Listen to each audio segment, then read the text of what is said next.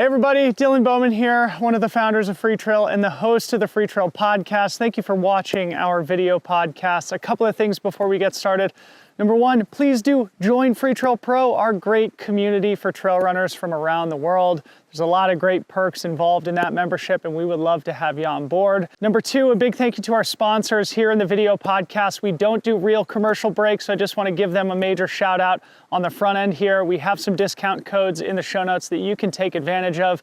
Number one, Speedland, of course, the makers of the GS Tam, the shoe that bears the Freetrail logo on it, and a product that we worked on to bring to market in the spring of 2023. Our other annual partner is Gnarly Nutrition, makers of fantastic training and racing nutritional supplements that will really help you on your trail journey. We always have a third partner on the show that rotates throughout the year. So depending on who it is now, you can find a link and a discount code in the show notes for that partner as well. But a big thank you to the sponsors who do make our podcast possible.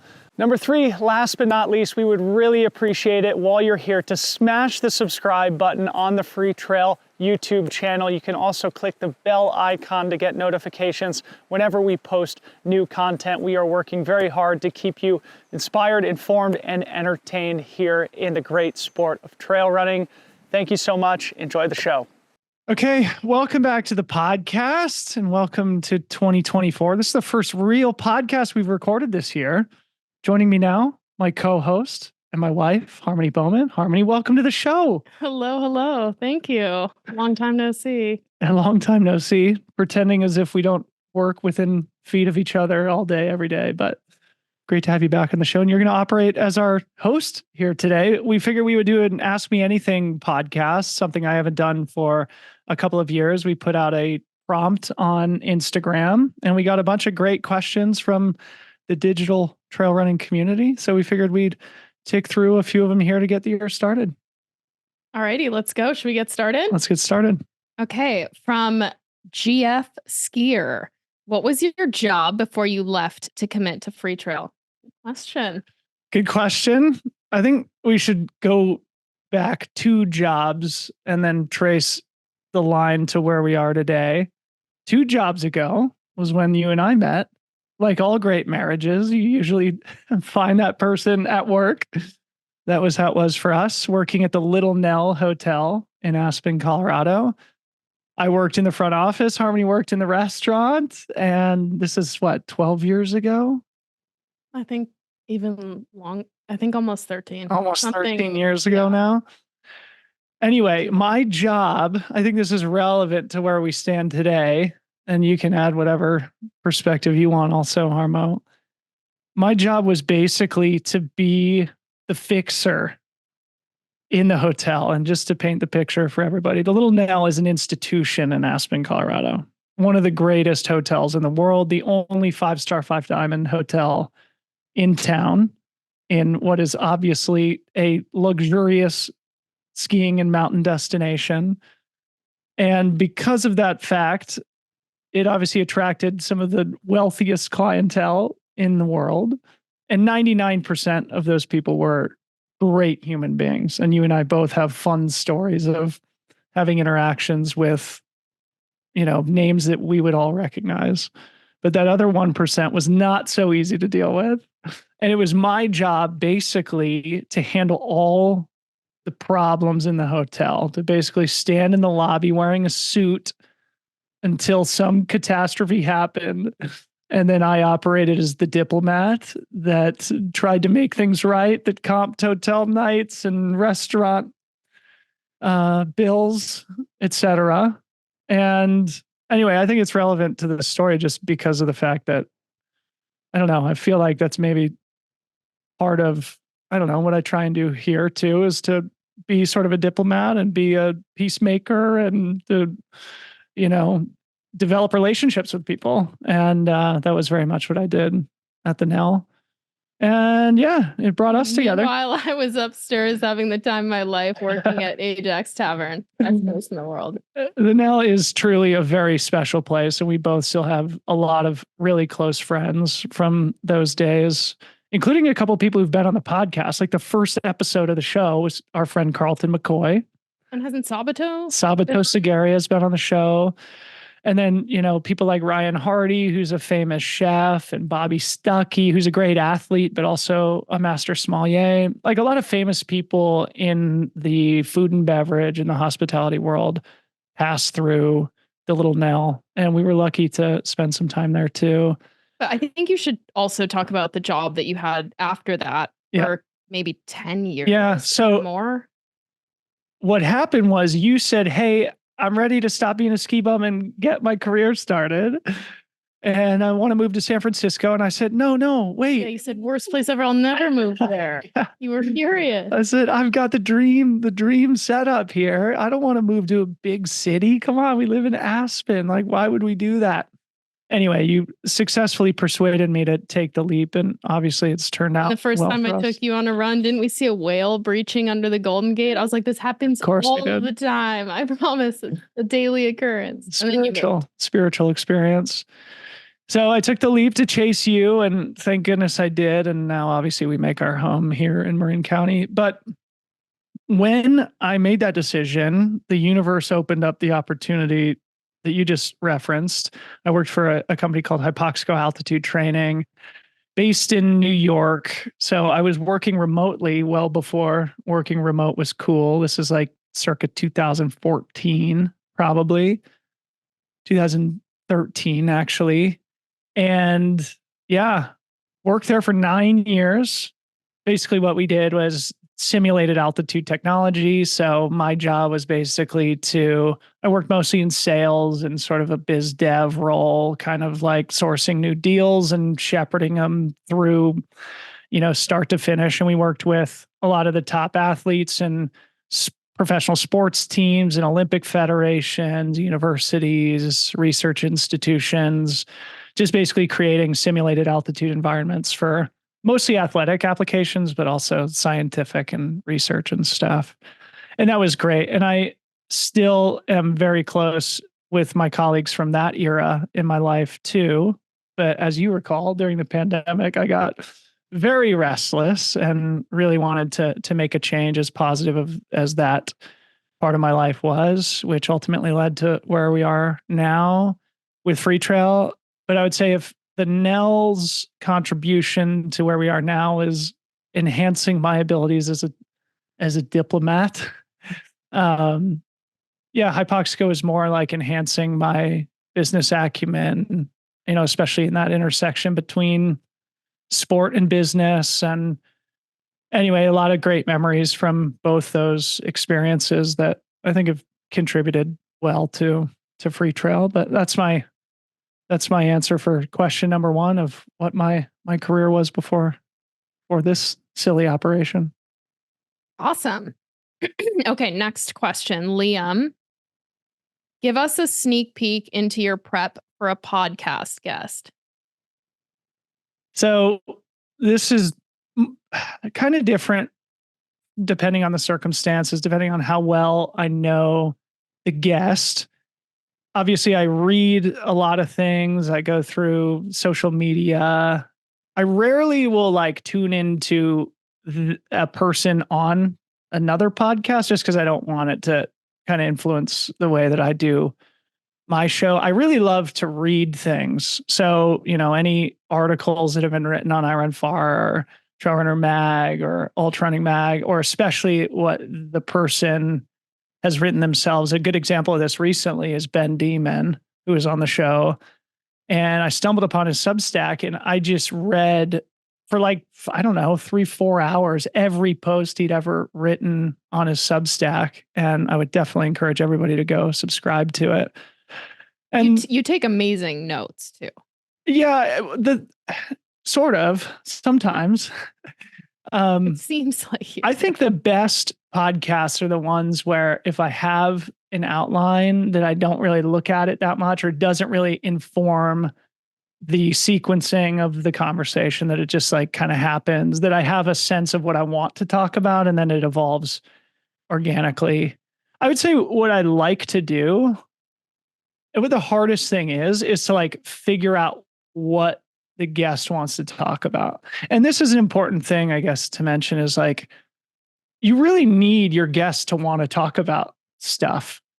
And for some people it's easy, some people it's not. And so my job is to kind of find the thing that they want to talk about, even if they don't really know it themselves. And so often I just like will ask super broad questions like, is there anything you want to say about X, Y, Z? And then if there's, what I'm trying to do is gauge, is this something you want to talk about? And if it is, and I kind of sense that, then I like to, obviously try and go deeper and explore that territory. But I think that's kind of, I don't know, a strategy that I've developed over time is just getting better at listening to the guests and then interpreting what it feels like they actually want to talk about. Because again, the podcasts are just way better when you actually talk about what the guest wants to talk about, not what I want to talk about. So I obviously do all the normal stuff. Just I like to read a lot about the guests before they come on, take a few notes, check out their social media platforms, and then have at least a small outline of things that I want to talk about, and then hope that I don't really use the outline as much because that's an indication that we're having a good pod. Sweet. Wasatch Finn. If forced to focus on only one part of the Freetrail business in 2024, what would it be and why? Great question. Super good question. I think you could interpret this one in a couple of different ways. Like, if we had to focus on one thing, what's that most valuable thing that we would have to focus on? In that case, it's my podcast or our content more generally. Like, that's just the most important part of our business financially, I guess you would say.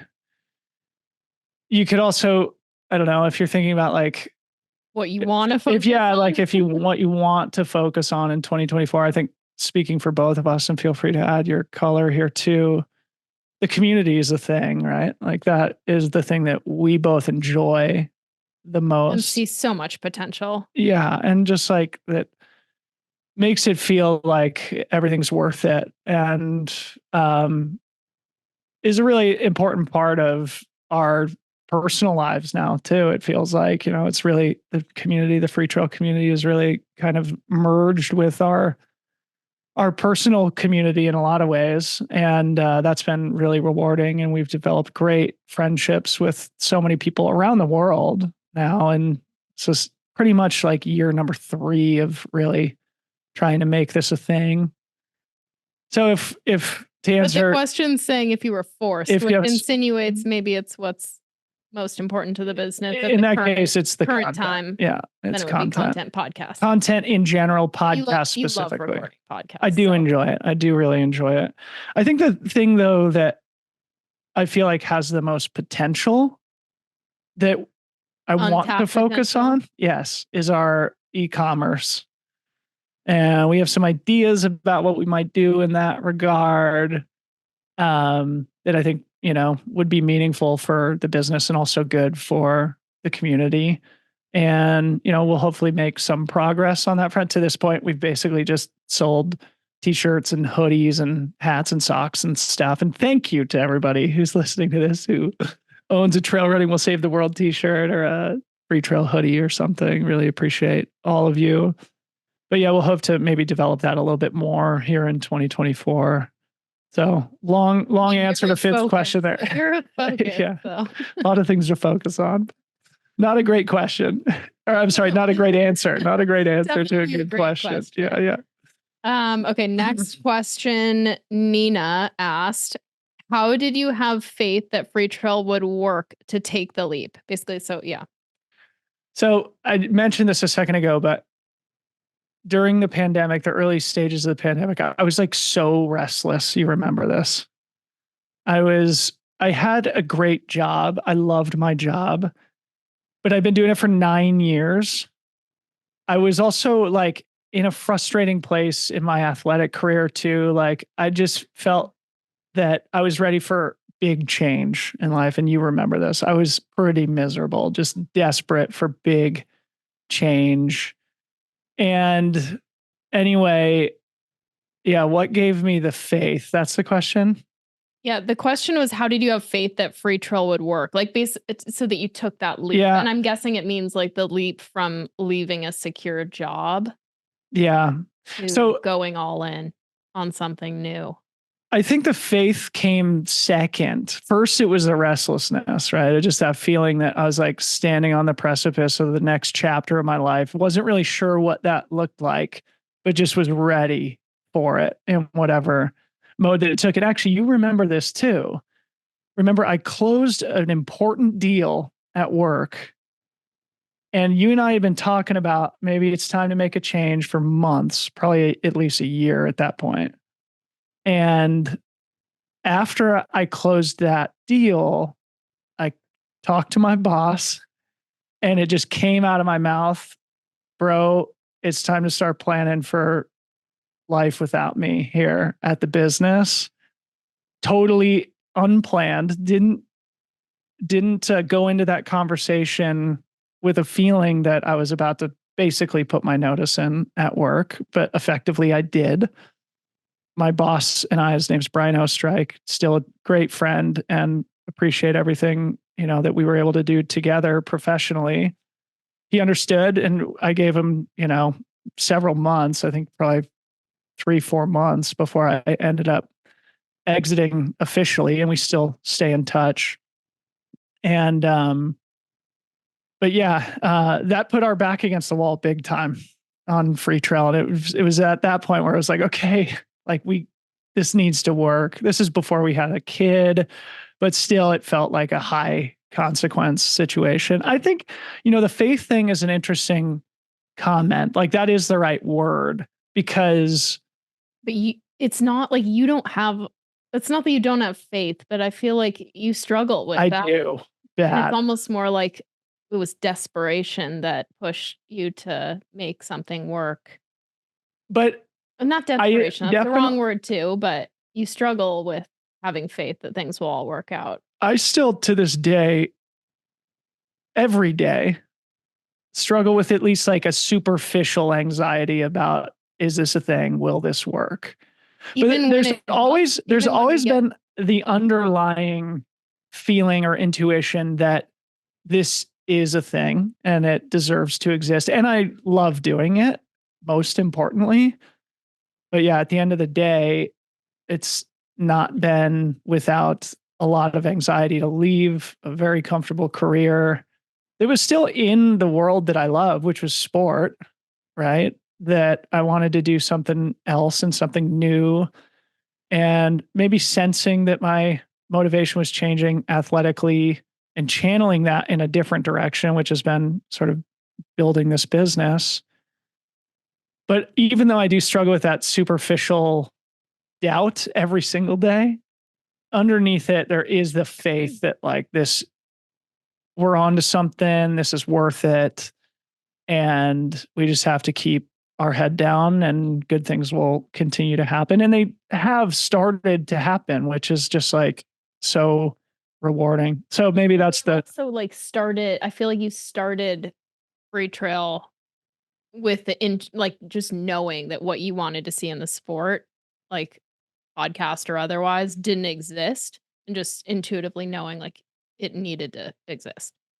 So that the intuition piece just kind of. Yeah. I think that's the main point. And I don't know if it's you can cultivate that feeling, that intuition.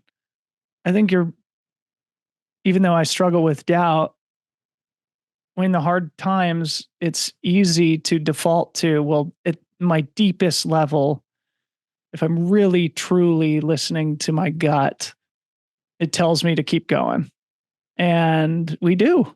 And like I said, we've started to feel a little bit of momentum now. And so I guess that's maybe the good way to close this answer to this great question of just like listening to your intuition.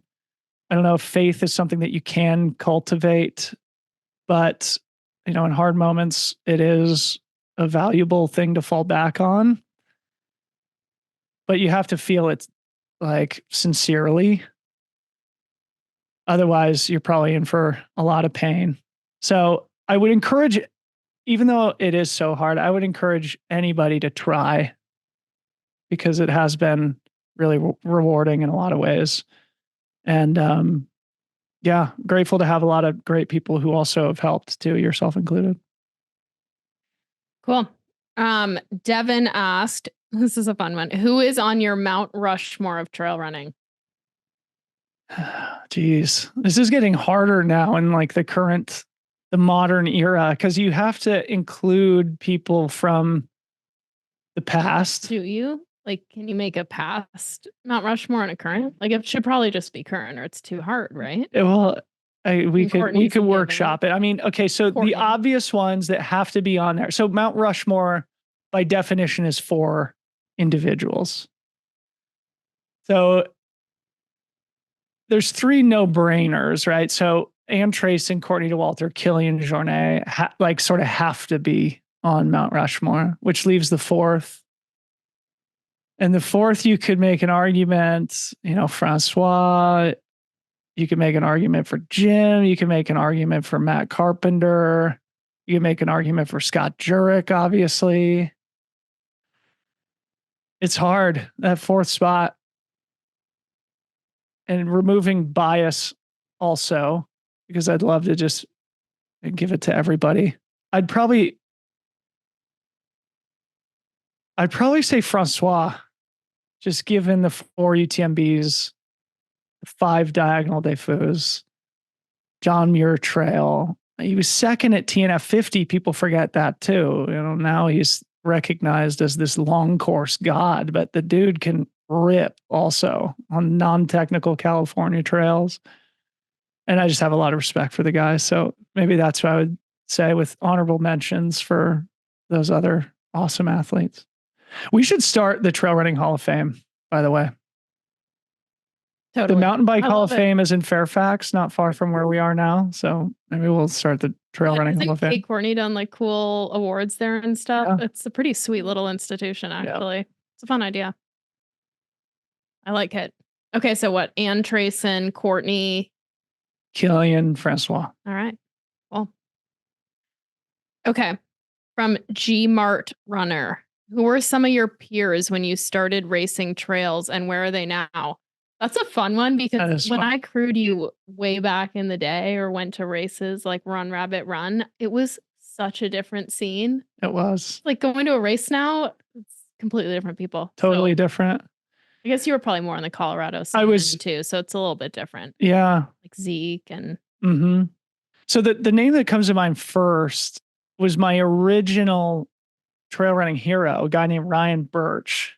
Oh, I thought you were going to say Ryan Sands, because he too. Yeah. He's one of the guys who's still doing it, right? We were just DMing today, and obviously have known Ryan since that 2010 Leadville. We've been buddies ever since. He beat me there. He finished first. I was second. No, that was 2011 Leadville.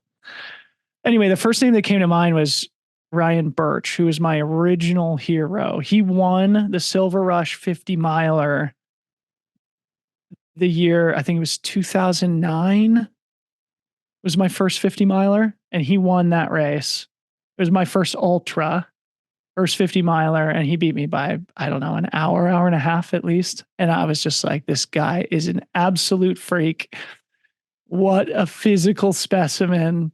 And anyway, he became a friend, and saw him around the Colorado trail and ultra running scene for a long time. And you'll remember this, actually. He ran Hard Rock this year. He ended up going back into the military in his 30s, and then sort of disengaged from running for a while, came back, and now doesn't really like compete, just does it for the love. In fact, that was part of the things that you probably remember. We bumped into him outside the gym, and I was like, this is Ryan Birch. Right, yeah. This is my original hero. Anyway, he finished Hard Rock this year. Big shout out to Ryan. And he was a massive inspiration for me in those early years. People like Zeke, you just mentioned, he was like my original mentor. Good story about Zeke was in 2011, my first Leadville, 2010. Zeke introduced himself to me in the opening miles of the race, because we both lived in the Roaring Fork Valley. that we didn't know each other. And Zeke was an All-American at the University of Colorado, super experienced, super talented runner. And I was a lacrosse player, sort of fresh out of college, no running experience. And he introduced himself to me, and we ended up running within eyesight of each other, and oftentimes together, and oftentimes with our pacers for 75 miles of Leadville that day. And as everybody who listens to this podcast can understand, if you do that, you develop an instant connection with somebody. And that was the case with Zeke. I think there's still photos of he and I in the med tent laying on cots next to each other after we finished. He ended up pulling away from me in that last 20 miles, beat me by like 10 minutes he was behind Duncan Callahan. So Duncan won, Zeke was second, I was third. Wasn't that your first 100 miles? That was my first 100. That's right. And then Zeke, because he had such prowess and experience in the track and road scene, and he'd already also finished second or third at Leadville once before, he became a great mentor, great training partner. You remember those days running with Zeke? People like Nick Clark. I mean, Duncan Callahan too is a big inspiration. He's a 2-time Leadville champ. He's now, I think, still involved with the Western State Trail and ultra running team that we've talked about on the podcast here. I should get Duncan on the show. That would be great. Be awesome. Should get Zeke on the show too. Zeke and Alex. Yeah. The duo. Anyway, those are a few names. Nick Clark, Darcy Pecue was, she's still around, and she's like borderline Mount Rushmore material. Darcy's such an amazing athlete. She was on the pod this year. People who've sort of disappeared. Cam Clayton. Wonder where he is. Remember him? Yeah. Huh.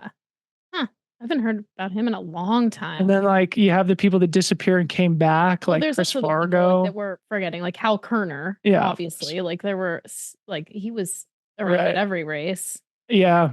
But those are the people who are like who I felt were my peers in that first like Rory couple. was of course, yeah. Icon. Yeah. Icon.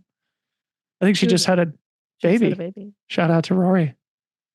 Anyway, we're rambling here, but great question, great memories. Keep it moving. Matt said, okay, this year across all types, what's been the most exciting sporting performance you've seen? The most exciting sporting performance across all sports. Yeah, you're definitely not going to pick running, right? Well, I mean, Courtney's Western States was just ridiculous. She's got the 22nd fastest time or 23rd fastest time ever at the race. Unbelievable. One of the greatest sporting performances in memory. The things that come to mind outside of running: Coco Gauff at the US Open, like 19 years old. It's the first time an American had won the US Open in a long time. Serena was the last one to do it, and I think it had been a while. Anyway, Coco Gauff sort of represents this new crop of great American tennis players. And around that same time, Sepp Kuss won the Vuelta, one of the Grand Tour bike races. American. No American had done that since Lance, obviously, / Floyd Landis, etc. So actually, I'm wrong about that. I think there was somebody in between that won the Vuelta. Anyway, that was a great achievement for American athletes. And it was right around that time also that Jim finally won UTMB. So I tweeted something to the effect of Coco Gauff wins the US Open, Sepp Kuss wins the Vuelta, and Jim wins UTMB, all like in the same week. USA sports are back. Those are a few that stand out from 2023. I'm sure I'm missing some obvious ones there. Sweet. Tanner says, what challenges in life cause you to grow the most or change a preconceived notion? I guess you already referenced your preconceived notion that you would hate living in the Bay Area. That's not a very good answer, but what challenges in life helped you to change a preconceived notion or grow the most? Caused you to grow the most or changed a preconceived notion? The first thing that comes to mind is breaking my ankle in 2019, which, as you know, led to a deep personal crisis that lasted at least a year. But in some ways sort of led to Freetrail. So I guess to give this story for those who weren't around or weren't following me or who actually care. Remember, we were back in Colorado, living there, weren't happy. And I drove to Portland to stay with your folks, my in-laws, to do a training camp because I was going to go to Transvolcania. And it was like a super snowy cold.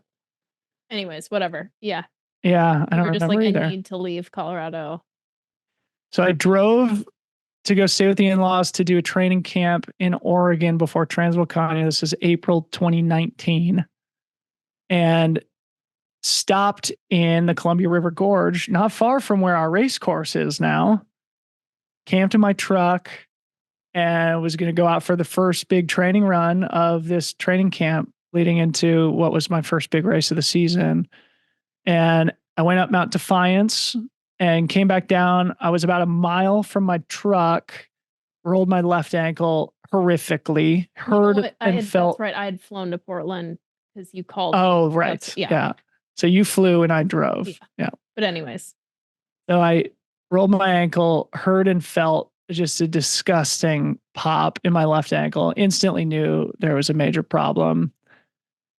Sure enough, I have a hard time walking. Thank goodness I'm only about a mile from my car. It takes me probably almost an hour. Picked you up. You couldn't drive. No, you met me at the hospital. Oh, okay, you're right. So I went to the hospital in Hood River. Anyway, the point is that was a really hard year for me.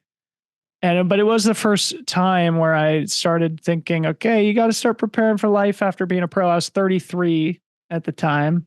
And I've talked about this in other places, but I've spoken to a bunch of people who have a really hard 33rd year.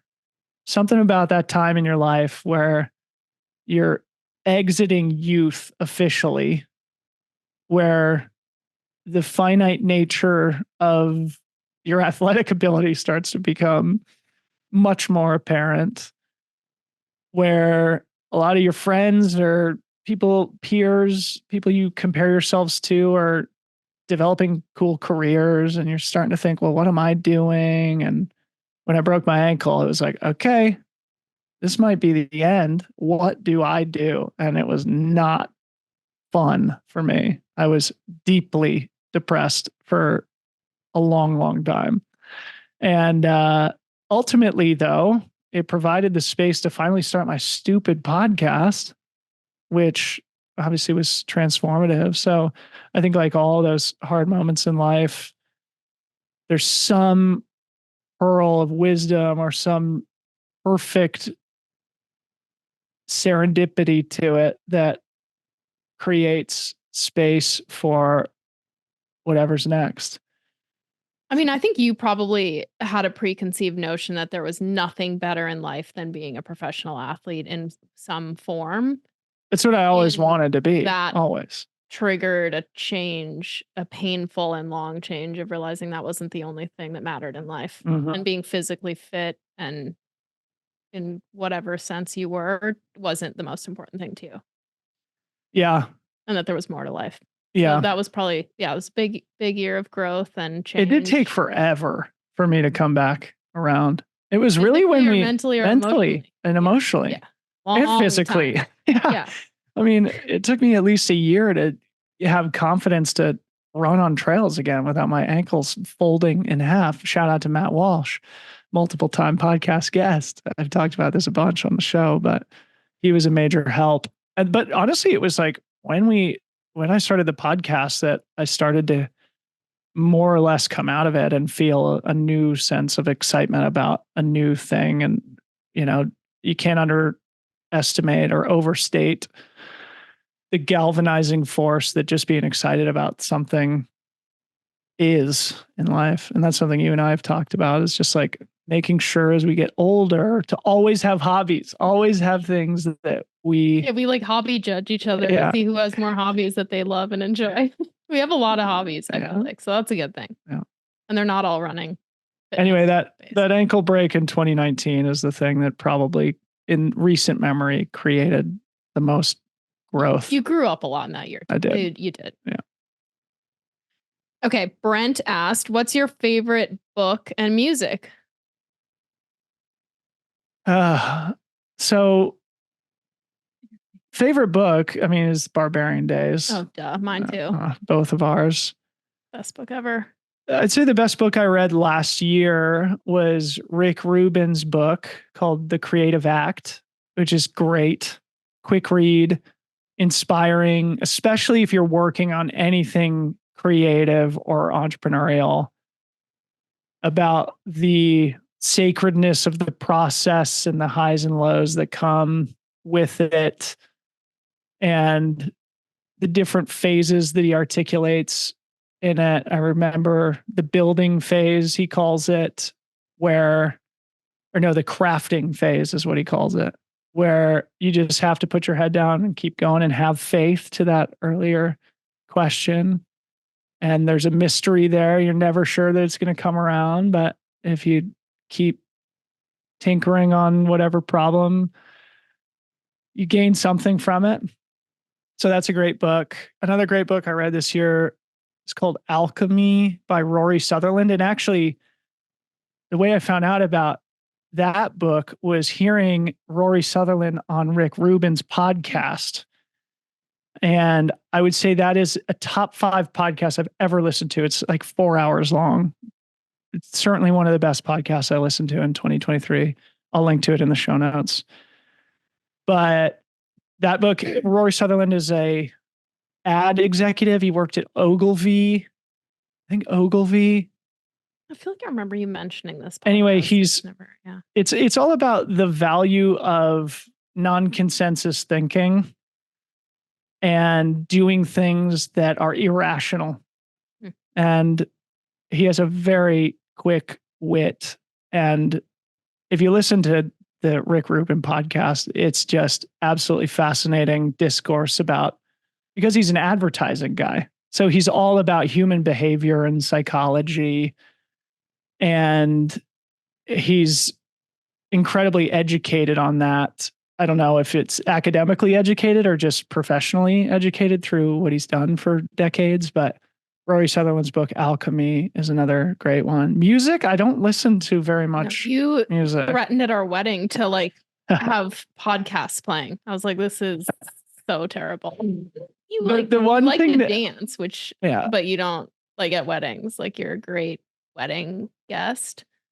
But yeah, not a big music guy. When I was younger, I listened to a lot of like that early 2000s underground hip hop, like Brother Ali and Atmosphere and Sage Francis and Dilated Peoples, and Aesop Rock is what made me just think about that, because his new album, which you can stream on Spotify, it's called Integrated Tech Solutions, is really the only album that I've been listening to consistently, where I'll actually turn it on and listen start to finish. It's the first album like that I've behaved in that way with in many years, probably a decade. So not a huge music guy, big podcast guy. Okay. Oh, the next one's good. I like this. Sarah asked, what are some of the ways Harmony has supported you through the life shift to parenting? So supportive. Look, I just went and dealt quickly with the family circus right now when you answered that question. Oh, geez. The nonstop chaos that is our life. We're literally Cirque du Soleil at our house. As we sit in our garage trying to record a podcast. Geez, what haven't you done to support? Yeah, I'm like, what are the ways I have? No, I'm kidding. I think one thing that's important to say is that you never took a maternity leave after having. I literally was on a Zoom call 24 hours after. Neither one of us have had any sort of leave after the introduction of our complete specimen of a son who is turning into a big handful. So, I will always respect that about you. We are still very much in startup mode with Freetrail. Couldn't afford to not have either of us working on it full time. And to your credit, never complained about it. In fact, it maybe Although it I was, wouldn't recommend it to anyone else, yeah, and would, yeah. Take the leave if you can do it. Same absolutely. to Yeah. you. Like you should have taken you probably more than me needed a paternity leave. But anyways, We should eventually do that. Yeah. Like, I know Rich Roll did this a couple years ago where, like a belated. his was not a paternity leave. It was more or less a sabbatical where he just needed a break and recorded a bunch of content I'm to taking sustain. maternity leave next year, finally. Yeah, we can both do it. Join leave. But yeah, I mean, like, man, you do so much for our family, and I've never not been so impressed with your acumen as a mother and how fun it's been to do this together and to be building a company simultaneously while we're raising this little child. And yeah, I think it's been really nice to work together at home. We're near our son all day, and we have very defined roles. One of the things we struggle with is like giving each other space to work on our own things throughout the day. And then we're slowly getting better at that. One thing that we've struggled with, I think, is like knowing when to act like a married couple and when to act like colleagues. I'm sure any couple that works together struggles with that kind of Taking a stuff. date night for the first time. Taking date nights and not talking about Freetrail. That's a Yeah, major not talking about struggle. work or Yeah. or baby. So I guess the question from Sarah though is like, what sacrifices have you made? I mean, I'm not taking leave and pouring your heart and soul into this, and also being way more than full time on it, and sharing the days where I'm a complete asshole who is vocalizing at least the superficial anxiety that this is never going to work. We should quit right now. And being I don't have the stress from that. Yeah, being the steady force when I need it is something that I That's a deeply good answer. I appreciate. can clarify that answer for you that when you get overly stressed with work, I pick up the baby slack. Definitely. That's how I support him. You always pick up the baby slack, to be fair. Yeah. Shout out to moms. Shout out to moms. Big shout out It's to so moms. fun now though. Now I do want a maternity leave because it's so much more fun. They just sleep for the first 6 months. It's like there's nothing to do. I would have been so bored, and now so fun. Yeah. Shout out to moms. Okay. Phil said, what have been the most frustrating and rewarding things about building Freetrail? All right, keep this 100 words short. So, well, rewarding is, and I'd love for you to add something here too, is just like, I don't know, it feels like we've gained some momentum and we have some stability finally.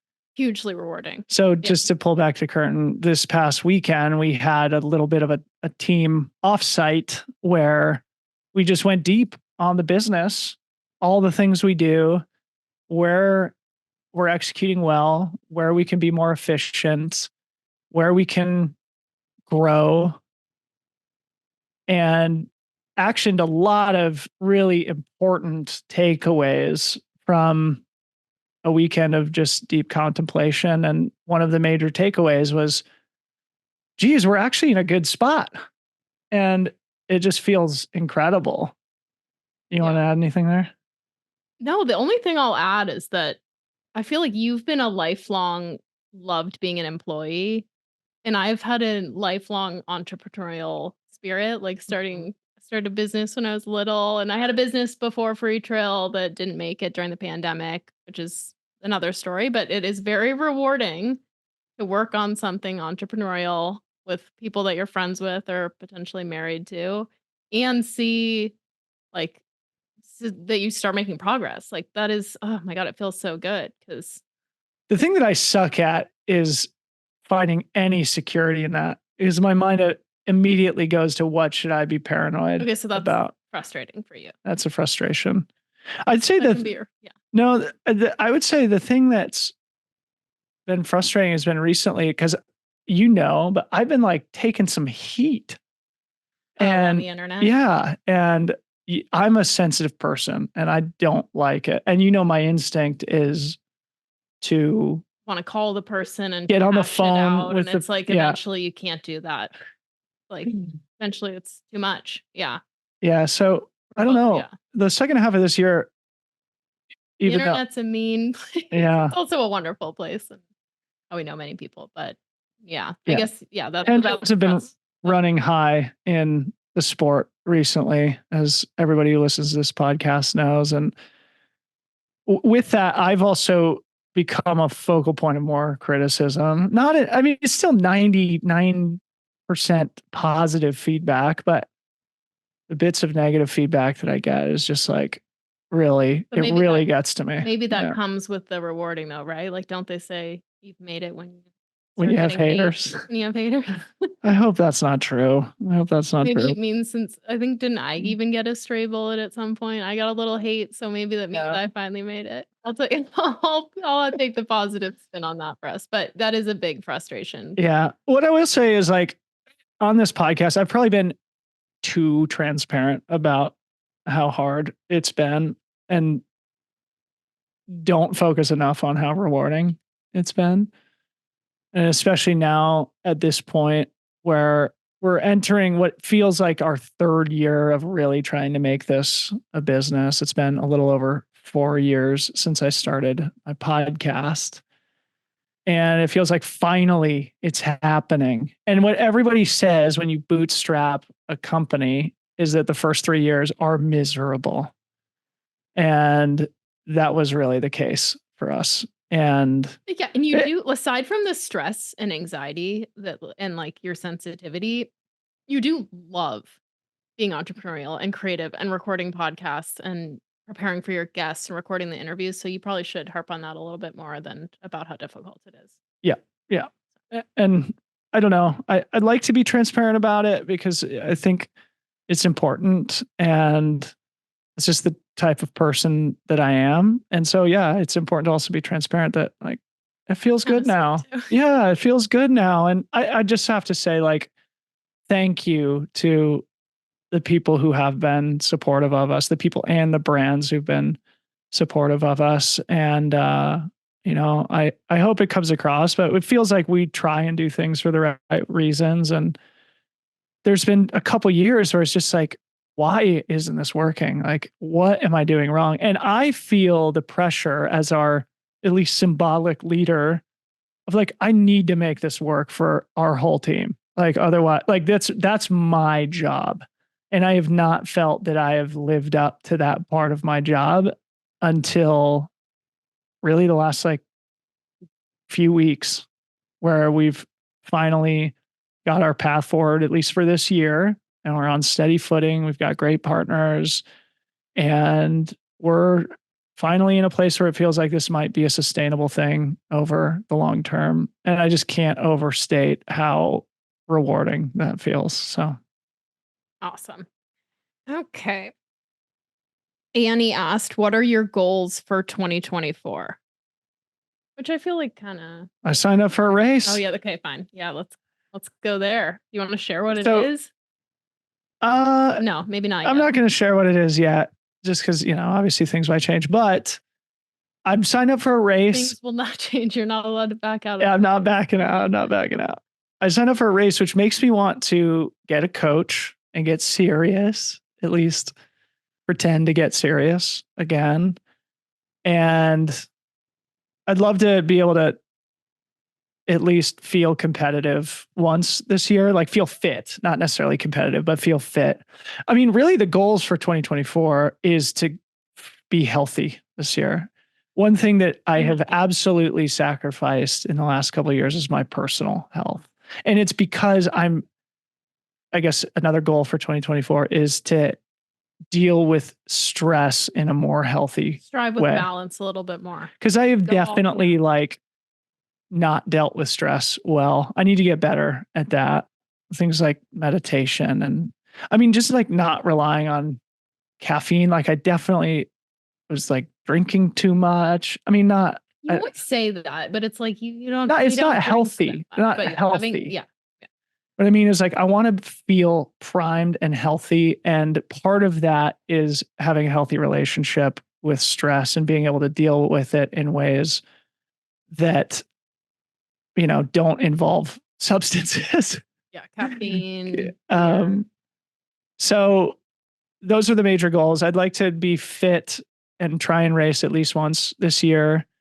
I want to have a healthy relationship with stress, and above all else, really invest in my physical and psychological health.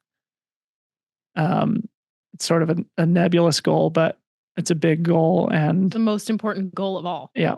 Better. Yeah. Anything else more important? Nope. And then, yeah, I mean, we have a lot of business goals. We don't need to, talk about those publicly, but I think this will be a big year for us. And if we're able to execute against a lot of the plans that we have, it'll be a huge year for us. And maybe we'll revisit this with an AMA at the beginning of 2025 and see how we did. Sweet. Okay. Last question. It's the one that you ask everyone at the end of the podcast. Didn't you say a lot of people were asking you this in the AMA? Yeah. Yeah. So who is one person you admire inside or outside of sport, living or dead? And why do you admire that person? I love this. And because I ask a lot of people this question, I obviously have thought about it myself.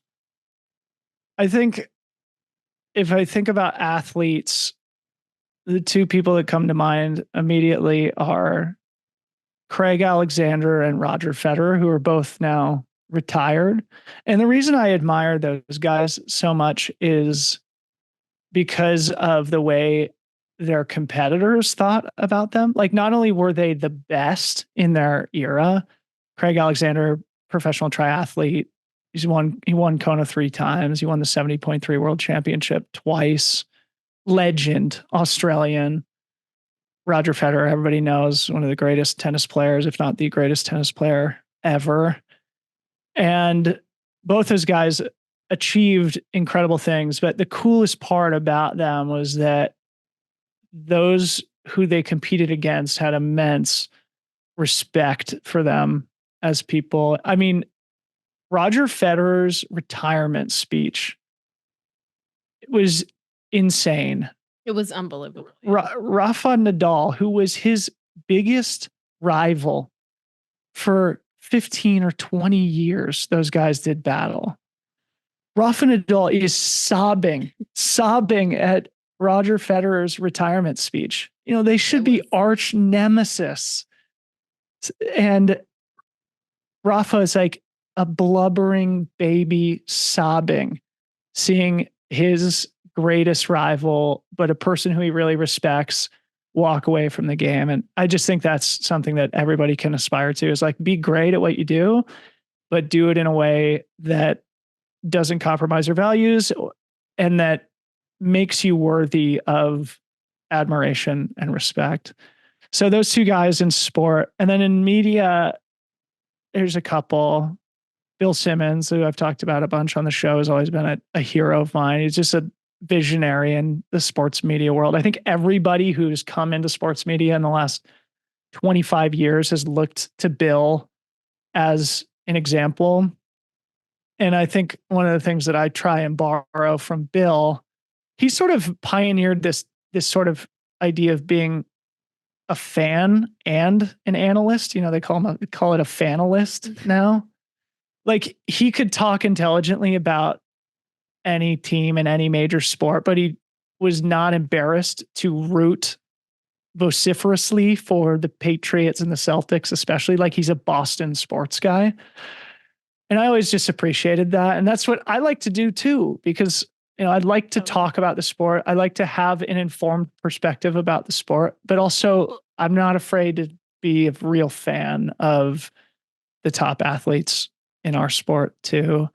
And then like Dan Le Batard is a guy I've been listening to for 10, 15 years at this point, and like Pat McAfee kind of is the now modern example of this. But what I love about those guys is that their crew that they work with is like, it's kind of like Freetrail where they're like a family. And a great example is ESPN was doing some layoffs and they laid off one of Dan Le Batard's longtime producers.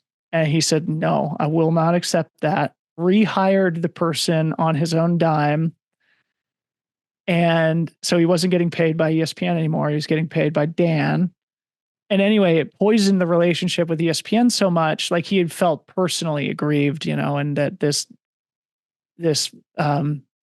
example of, unloyalty was something that he couldn't abide. He ended up leaving ESPN not long after that. And I just always respected that of just like, putting his foot down and standing up for his people. And I've always loved his show. It's just hilarious sports talk radio. And McAfee's kind of the same thing. He's like, he and his buddies who he's known for years and years, and they just sit around and talk, and they've created this cool business where they're just like a family and they do fun, cool stuff. And, they support each other. And I think that's kind of the vibe that we try and strive towards with our little group too. It's just like, loyalty and family above all else. Yeah. Loyalty, family, we do anything for each other, and like, let's also be great at what we do and take it really seriously. And, so anyway, those are some people that I admire. I love it. I don't think I would have picked a single one of them if someone asked me who you admired. So I learned something new about you today. Yeah, Le Batard. I mean, okay, that one I would have probably picked. Amazing. Was that it? That's it. There was a lot of crossover, so we picked. There were a lot of themes. So we picked some out of here, and those are the main themes. Well, those are great questions, and we're just about an hour, so that was perfect. Kind of rambled on some of them, but hopefully we got the point across and didn't talk too much. Yeah, that was great. Thank you so much for should do it again. Hosting. It's fun. We got to get you on the pod more often. And thanks everybody who did submit questions for us. Hopefully it wasn't too self-involved, but super fun. And yeah, I guess as always, I'm just really appreciative that people care enough to listen to the show. And thank you, Harmony, for all your hard work that you do on Freetrail. We'll be back again soon with another episode. Thank you, Dylan.